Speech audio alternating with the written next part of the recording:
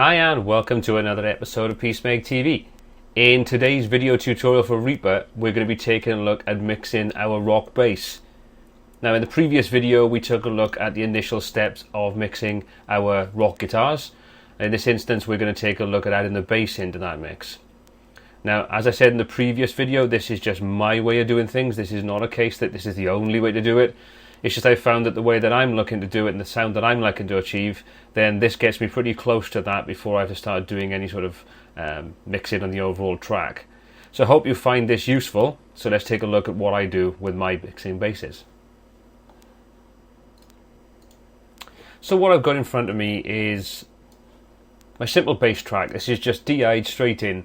Now in the same way as I said in the last video, I'm using VSTs, in this instance the Easy Mix packs, to give me the bass sounds that I want. Obviously you can reamp, you can use any VSTs you want, you know, however you want to sort of do this. The technique is fundamentally going to give you the same options. Now what I've got is I've got my DI track and I'm going to have 3 copies of that. I'm going to have my main bass, I'm going to have a distorted underbass, and depending on the sound I'm looking to get, I want to bring what I call my bass spank back in, which is the sort of attack you get from finger or picking that gives you a sort of a nice attack, but we get that mixed in with a nice low end warmth that we want to sort of bring into the overall track. So if I just take a little listen now to this DI track, you're going to find that it's as you'd expect it to be, quite clean, quite boring, with no real oomph to it. So let's just have a little listen to that.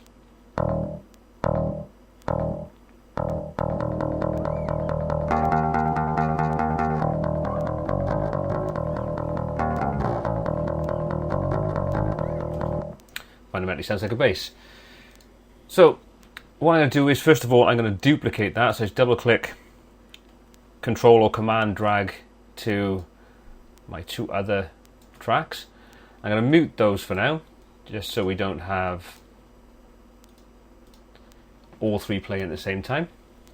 And the first thing I'm going to do is apply the VST that I want to use on my first bass track, which just gives it a bit more warmth, a bit more punch to it. So I'm just going to go in and choose from my VSTs, and I'm just going to use Easy Mix. I'm going to my favourites, and the one I use is the Frederick Clean Bass. So let's just close that down. Let's have a little listen to that now. Already sounds a bit better. A bit of distortion there to it, just a bit more punch, a bit more power to it. But what it has done, if we take a look at our mixer, is you can see that we're now starting to peak on there. So that VST is running just a little hot, so all I'm going to do is just go back into my VSTs, play that and dial it back on the output till I get it sitting roughly on the -18 that I want. Now if you're wondering why I'm doing that, I'd recommend going to take a look at my gain staging videos where I explain why I do this. But what you will find is that as you add VSTs and effects and things like that into the signal, you'll find that they'll generally start to introduce additional gain and things into your audio file, which you can then dial back to get you back to that parity point, which I use the -18 dB. Then we're all ready for mixing. Like I say, go and check out my videos on gain staging, and they explain it in a lot more detail than what I'm doing right now.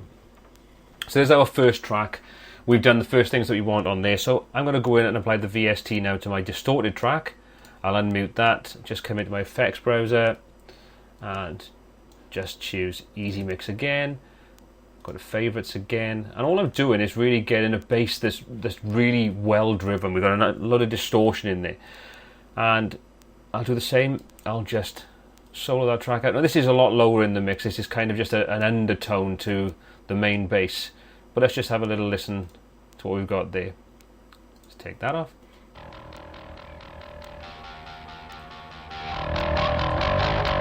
So really dirty, distorted bass. Put that back down. I tend to set these around about -21 because when you put the 2 together, you tend to find that you get the clarity and the warmth of the bass, the main bass, and then the distorted underneath just kind of fills in the gaps to give it a little bit more dynamic range. Like I say, when you introduce the guitars and the drums, it really does kind of fill that low end out quite nicely. So here's the 2 together. So you can see that if I turn off the distorted bass, you kind of lose that little bit of fuzz at the bottom end. So I'll put it back in. So it kind of gives you a little bit more sparkle to the overall sound. I'm going to leave the bass spank for now. I've got an untouched sample there. That's fine. We'll look at that if I want to introduce that back in. Like I say, sometimes I do, sometimes I don't. So the next thing I'm going to do now is going to apply some basic EQ to this and a compressor to it to sort of smooth everything out and cut the frequencies that I don't want. So let's take a look at how we can do that. Okay, so the first thing I'm going to do is come back into my effects browser, and we're just going to apply the standard ReaComp compressor. So we'll, oh, wrong one. Do that a second. Add ReaComp. Okay, so I'm just going to use one of the stock settings that we've got on there, which is the driving rock bass. So let's just have a little listen to that. I've got that track soloed out, so I'm just going to bring my threshold down ever so slightly so we start to compress it a little bit, just to smooth out the whole bass in there, take out a lot of the dynamics that I get from using a pick. Okay, so this is the first thing. Second thing we're going to do is we're going to add in just a typical EQ. So we're just going to use the ReaEQ standard compressor, the standard EQ that comes with Reaper, and I'm going to choose the bass low pass. Now what that's going to do is that's going to strip off all the frequencies of above 2,500 K, so anything that kind of encroaches in the guitar area, and it's going to kind of accentuate all the low end bass frequencies. That's going to give us a lot of warmth, a lot of low end, that we can then bring some of the sparkle back in if we need to with the bass spank sort of track. I just generally use that if the track's kind of lacking that little bit of something, that the low end is a little bit too low and there's no real bass attack coming through. So that's an optional kind of thing for me. I do it on some tracks, I don't do it on others, depends what the track needs. So let's have a listen to that now. So a lot more subdued now. We've kind of got a lot of low end frequency in this. Let's take it back to where we started off. So that's our DI. That's where we've added our VST in. We applied our compressor, which has dropped the level down ever so slightly, which we'll go back in and bring some of that up. And then we've got the EQ, which takes all of that top end frequency off. So let's just go back to the easy mix, take that back up a little bit till we get it back up to the frequency we want. Same on ReaEQ. We'll just boost the gain on there slightly. Okay, so we've got it roughly where we want it to be. Now let's put that in with our distorted bass.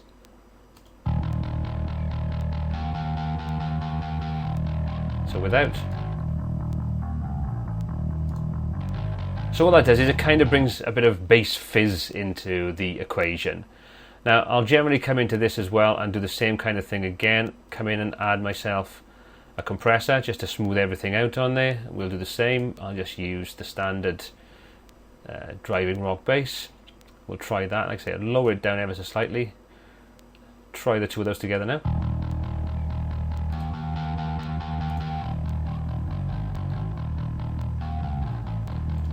There you go. Sounds kind of good to me. So we've got the two main parts of our bass track done now. We've got our main bass, which has the VST applied to it. We've EQ'd it and we've compressed the living daylights out of it. We've done the same to the distorted bass, where we've got a different VST. We've dropped that right down the mix. That just gives a little bit of life back to the bass, should we sort of find it's lacking. And with the bass spank, let's just sort of put that back in there. This is completely unaffected at the moment, so let's have a little listen to what that sounds like with that brought back into the mix.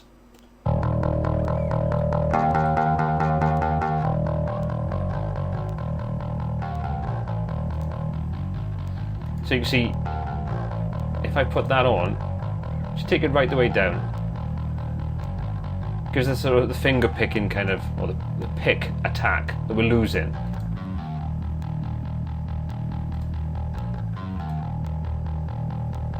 I'll adjust this to taste kind of thing to see where I like where it is. I may even come back in and just choose to put an easy mix on there and do the same again, which is I'll just generally tend to choose the clean bass to give me just that little bit, it'll match it back in a little bit better. So let's try that with and without. That's without it. That's with it, pretty bit too much, so I just take that down to about -21.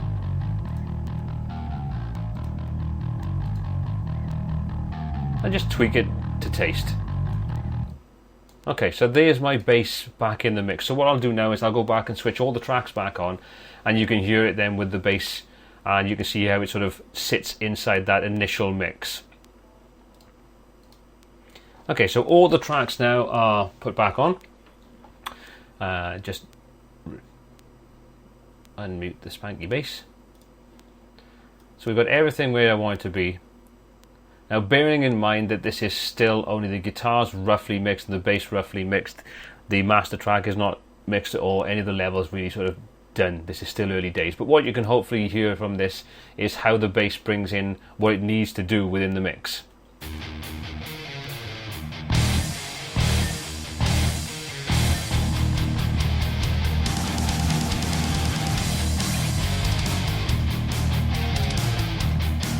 So let's take off the distorted bass and the spanky bass, and how they accentuate the whole overall. So put the distorted bass back in and the bass spank, and it just kind of fills out that low end a little bit nicer. So that's how I generally start adding the bass into my initial mixes on my tracks. Now, obviously there are lots of ways you could do this yourself, but this is a good starting point if you're doing the rock and metal kind of genre. I hope you found this video useful. If you have, please hit the subscribe button, hit the like button below, leave any comments or feedback. If you've got any questions about what we've covered, please by all means ask away, and I'll do my best to sort of answer them and as be as helpful as I can. If you've got any ideas for future tutorials, again, pop those in the comments below and I'll get back to you with the possibility of creating tutorials on topics and subjects that you find interesting and useful.